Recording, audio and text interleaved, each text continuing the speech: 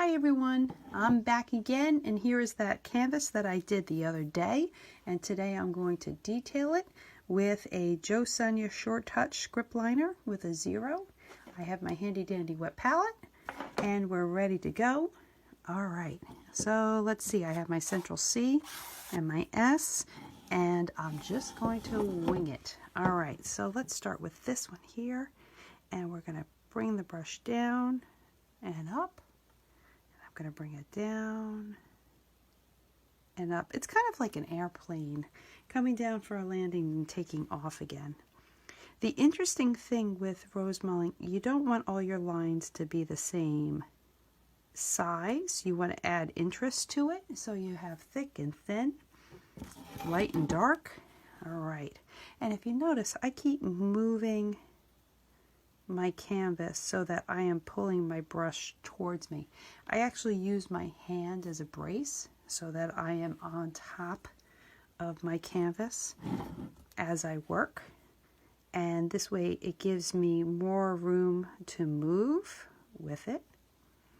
Rosemaling is a very lyrical art form, so it has rhythm, it flows, and I've said it before, and I don't think I said it the other day when I was doing this one, but I feel like Rosemaling very much it's almost like comfort art food. It's comfort art. Its forms and shapes are so similar in so many different art styles and cultures that it just seems very familiar.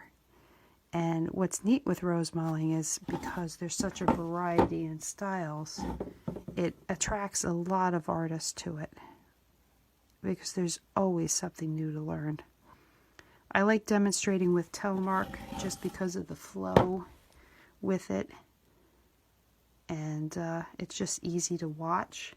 A friend of mine, Chris, asked me to demonstrate another art style within Rosemaling called Hallingdal, which is a symmetrical art style, which I will do at a later date here. So I have no rhyme or reason. I'm just kind of filling it in as I go, and I'm not outlining per se. I'm detailing. I'm not following each and every distinct line here. Okay, let's bring that around and around. So typically I use Joe Sonia paints when I am doing my painting, which is an acrylic paint done by the company Chroma. Just come this. And if you notice, I always keep moving my canvas, and I know I started saying this before. I don't know if I actually finished my thought, but I want to pull my brush towards me. It's always easier if you pull the brush towards you than push the brush away. So let me see.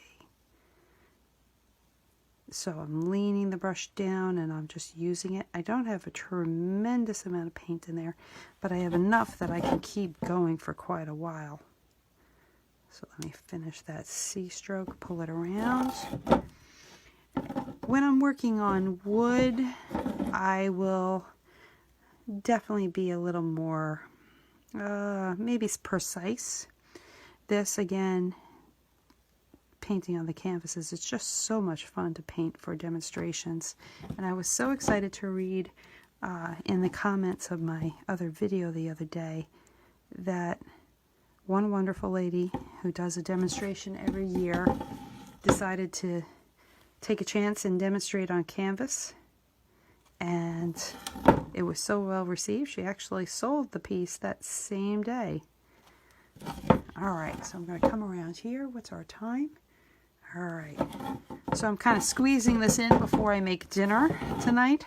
I have 3 kids. One's away at college right now. She's finishing up her freshman year. I have a sophomore in high school and a 6th grader. 6th grader is very busy with soccer right now. In fact, he has a soccer game tonight, so I've got to make dinner for that. And then I have a meeting myself at church, because my husband right now is church council president, because why should it be dull?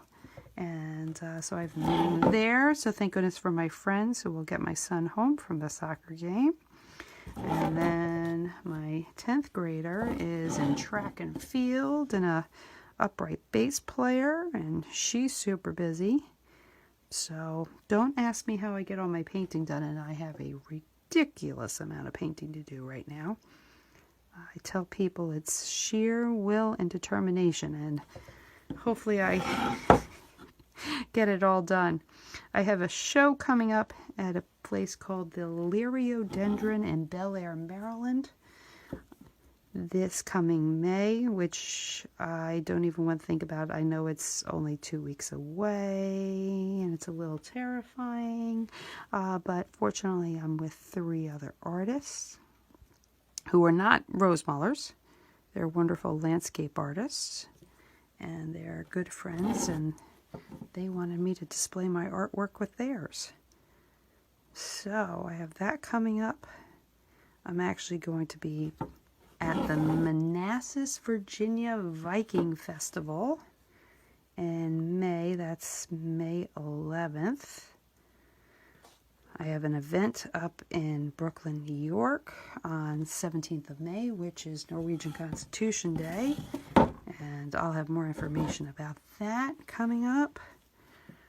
And then I'm supposed to, well, I'm teaching in Decorah, Iowa, the end of June at the Rosemaling, oh my goodness, Mauling. My New York is coming out. Any of you that know, I'm originally from Staten Island, New York, and I can easily talk like this when I need to. Anyway, Rosemaling Coast to Coast second convention in Decorah, Iowa, the end of June. I will put a link on my Facebook page. I am one of many wonderful Rosemalers that will be teaching there. I'm super excited about that. Okay, let's just add some lines in there. Alright, so I'm still turning. Hopefully I'm not making you dizzy as I'm turning this. Let's come around here. Again, when I'm working on wood, my patterns, well, a lot of stuff, when I do telemark, it's really off the top of my head. I kind of have an idea in my head. When I do symmetrical patterns, I'll lay out a grid and sketch in my design beforehand. A lot of times I kind of fly. I kind of make it up as I go. Many people, wonderful Rosemalers, spend a lot of time really planning out the designs, and I'll do that, and then a lot of times I just kind of wing it. So for good or bad, some are successful and some are not, and that's okay. That's the joy of art. And again, it's just paint. It's really not, you know, if I make a mistake or if I do something comes out and it's not the way I quite like it, it's not the end of the world. It's just paint. That's like if you're going to paint a room in your house and you're afraid to try a different color, it's not a big deal. It's just paint. If you don't like it, paint it over again. You know? And a lot of times when you're doing artwork like this, you know, it's easy, especially if I'm doing a competition piece. You can agonize over every single stroke.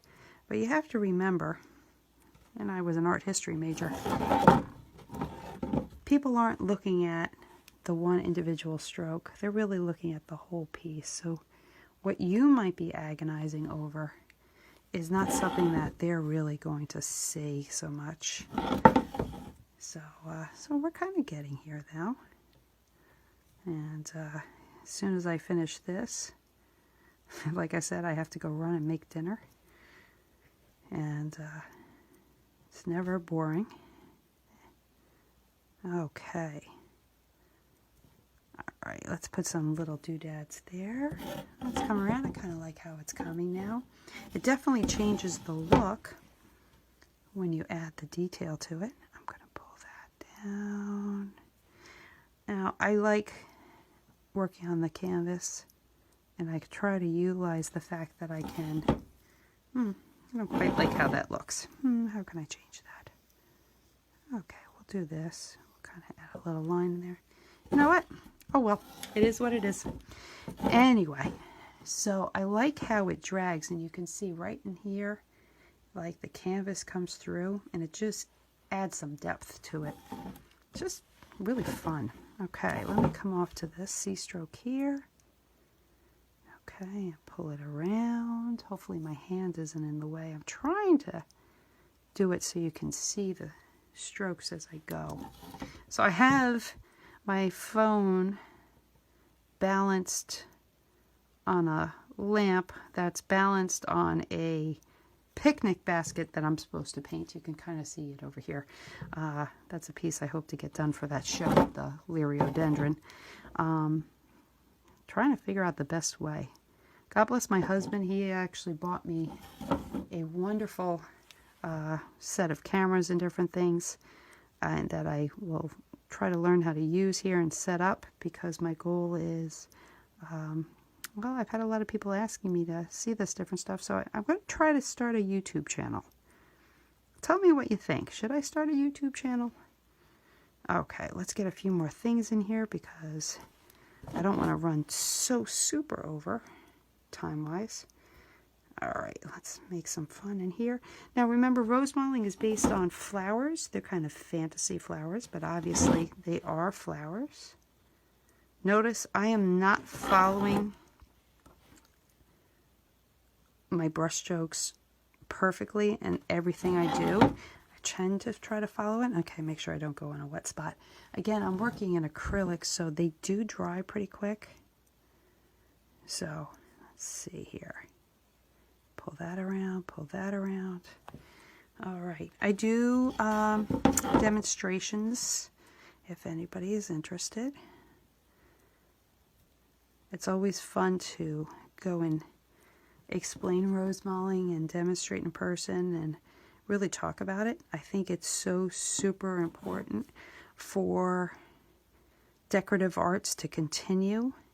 I think it's good for the soul. I mean, these things here, this iPhone, these are great, you know, but it doesn't make up for actually doing stuff like this, which is really just good for the soul. It makes you happy. You should do things that make you happy. So it's learning how to utilize these things to kind of spread the word of artwork, of decorative arts. And there's so many wonderful decorative artists out there. You know, look in your area to see who's out there besides Rosemaling. Let's see, we've got another little flower here.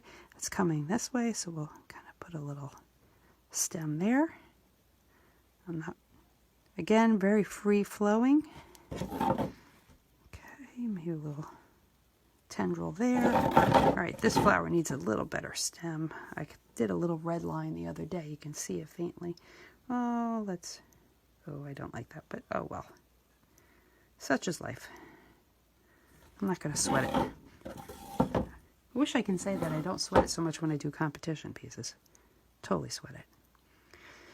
All right, I am going to stop here. I hope you've enjoyed it. I am going to just do a quick little Lisa. So when you see my name, yes, it is spelled L-I-S-E.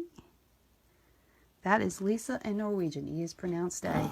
All right, here's my telemark Rosemaling for today. I hope you enjoyed it, and I hope you all have a wonderful and blessed evening. All my best. Bye-bye.